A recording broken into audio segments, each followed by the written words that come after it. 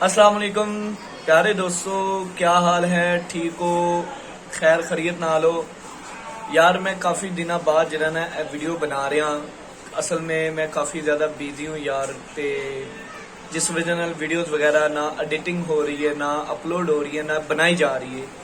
ते यार अज ईद उल अजहा दा पहला दिन ने ते भाएं मेरे आलो सब बंदियां नू बकरा ईद मुबारक। ते हुनी है वेखो बिल्कुल वेला होया, बच्चा शच्चा करके हुनी वेला होया ते मैं क्या भरावां जरा ना मैसेज दे दिता जाए।